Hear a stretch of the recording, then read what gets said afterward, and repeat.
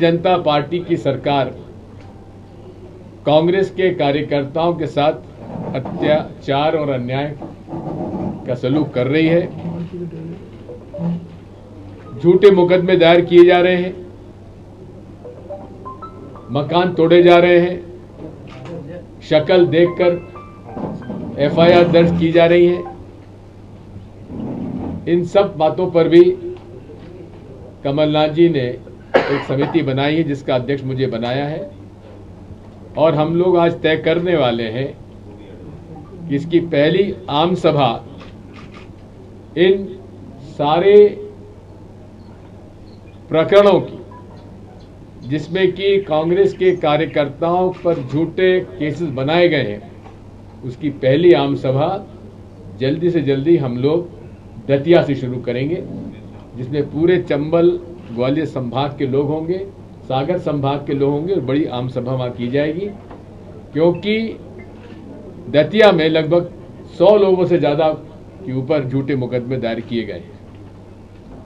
इसी प्रकार हम लोगों ने ये भी तय किया है कि हमारे सीनियर लीडर्स, विधायकगण, सारे के सारे लोग यात्राएं करेंगे। जनसंपर्क हमारा अभियान चलेगा, जन जागरण अभियान और घर घर चलो अभियान हमारा निरंतर चलता रहेगा, और जनता की आवाज को और बुलंद करने के लिए हम लोग जनता के बीच में जाएंगे। महंगाई बढ़ती जा रही है, बेरोजगारी बढ़ती जा रही है, खाद के भाव बढ़ते जा रहे हैं, पेट्रोल, डीजल, कुकिंग गैस के भाव रोज बढ़ते जा रहे हैं,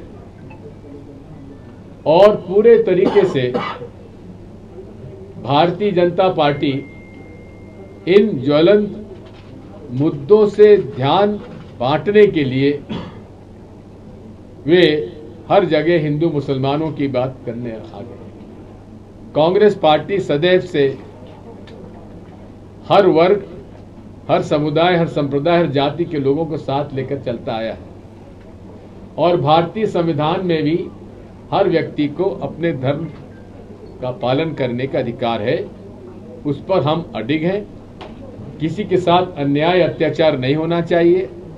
ये हम लोगों का शुरू से आज़ादी के पहले भी था, आज़ादी के बाद में भी रहा है, और महात्मा गांधी ने जिस प्रकार से इस पूरे देश की आज़ादी की लड़ाई की जो आधारशिला रखी थी, जिस पर कि हजारों लाखों लोगों ने सत्याग्रह किया, जेल गए, शहादत दी, उसी परंपरा पर चलते हुए पंडित जवाहरलाल नेहरू से लेकर इंदिरा गांधी, लाल बहादुर शास्त्री, अब्दुल कलाम आजाद, बाबा साहब अम्बेडकर ने संविधान रचा। उसके आधार पर ही कांग्रेस पार्टी चलेगी। हम लोग अपने रास्ते से, अपनी विचारधारा से इधर उधर होने के लिए किसी प्रकार की संभावना नहीं है। प्रश्न इस बात का है कि इस देश में सांप्रदायिक सद्भाव रहना चाहिए कि नहीं रहना चाहिए। प्रश्न इस बात का है कि शांति इस देश में होना चाहिए कि नहीं होना चाहिए। सभी धर्मों का सम्मान होना चाहिए कि नहीं होना चाहिए। शक्ल देखकर किस पार्टी का है, किस धर्म का है, उस पर कोई मुकदमा दायर होना चाहिए कि नहीं होना चाहिए। इन सब बातों पर हम जनता के बीच में जाएंगे, लड़ाई लड़ेंगे, क्योंकि आज देश के अस्तित्व का सवाल है। अर्थव्यवस्था बिगड़ती जा रही है, उस पर कोई ध्यान नहीं है। कर्जा बढ़ता जा रहा है। मध्य प्रदेश में कर्जा जब हमारी सरकार गई थी तो केवल 20,000 करोड़ था, आज 3.5 लाख करोड़ कर्जा हो चुका है। इन सब बातों को लेकर जनता के बीच में जाएंगे। मुझे इस बात की प्रसन्नता है कि कमलनाथ जी के प्रयासों से माननीय सोनिया गांधी जी ने और कांग्रेस विधायक दल ने डॉक्टर गोविंद सिंह जी को विपक्ष का नेता चुना है। उनके नेतृत्व में हम लोग सब चंबल ग्वालियर संभाग में काम करेंगे। मैं उनसे अनुरोध करूंगा कि वे भी आपको ये बात कहें। और माननीय राजा साहब सोनिया जी के नेतृत्व ने पूरे सामूहिक रूप से सर्वसम्मत से मुझे नेता प्रतिनिधि की जिम्मेदारी दी है। अभी 6 दिन हुए हैं, हमने और अब साथियों ने संकल्प किया है कि जहाँ भी अत्याचार और दमन होगा वहाँ हम सब लोग साथ ही जाके लड़ाई लड़ेंगे, संघर्ष करेंगे, भारतीय जनता पार्टी की नीतियों का विरोध करेंगे।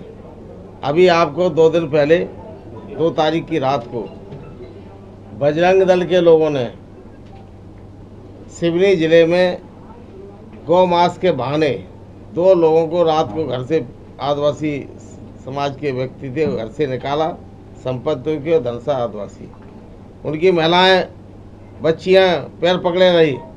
लेकिन आश्चर्य की बात है कि रात को 1:30 बजे 15-15, 20-20 किलोमीटर से बजरंग दल के लोग कैसे पहुंच गए और इकट्ठे हो गए। पूरी तरह से एक साजिश है, जहां गरीब तबके के व्यक्ति बस रहे हैं, अनुसूचित जाति जनजाति के लोग रह रहे हैं, उनको आतंक फैलाने का काम चल रहा है। पूरे उधर सिवनी, जबलपुर, आसपास के इलाके में ट्रेनिंग कैंप चल रहे हैं, लाठी लिए ट्रेनिंग हो रही है। बजरंग दल, श्री राम सेना और विश्व हिंदू परिषद के लोग बैनर लगा के लाठी लिए हुए ट्रेनिंग कैंप चला रहे हैं, और केवल इसलिए वसूली करना और गरीब आदिवासी भाइयों को दबाना। इतना भयभीत कर दो कि आगामी चुनाव में जिन लोगों ने जो कांग्रेस का साथ दिया था, अब इतने भयभीत हो जाएंगे, चुनाव में जाए नहीं। ये स्थिति पूरे समूचे प्रदेश में चल रही है। अगर हम लोग नहीं सहते, सब लोग हम संघर्ष नहीं करेंगे, तो जनता भी हमें माफ़ नहीं करेगी। लगातार बेरोजगारी, बच्चियों के साथ बलात्कार, महिलाओं के मंगलसूत्र लूटे जा रहे हैं।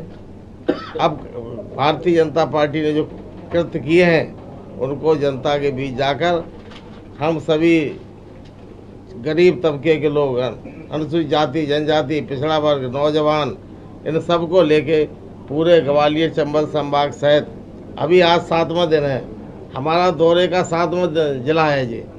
और हम सब राम निवास जी रावत राय साहब के, कमलनाथ जी के नेतृत्व में ये हम सब साथी बैठे, हमारे बाबूलाल जी हैं, हमारे वरिष्ठ नेता हैं, इनके सबके मार्गदर्शन में हम निकट भविष्य में जहाँ भी ग्वालियर चंबल संभाग नहीं पूरे प्रदेश में अन्याय होगा, वहाँ जाकर भारतीय जनता पार्टी को सबक सिखाने का काम करेंगे और जनता को गोलबंद करके इकट्ठे नौजवान, किसान, मजदूरों को भारतीय जनता पार्टी को मजबूर करेंगे कि किसी भी, अब डोजर केवल मैं पूछना चाहता हूँ शिवराज सिंह जी से, अगर किसी एक ने अपराध कर दिया, संविधान में कहाँ है अधिकार है सजा देने का? कार्यपालिका और न्यायपालिका, सजा देने का अधिकार केवल न्यायपालिका को है।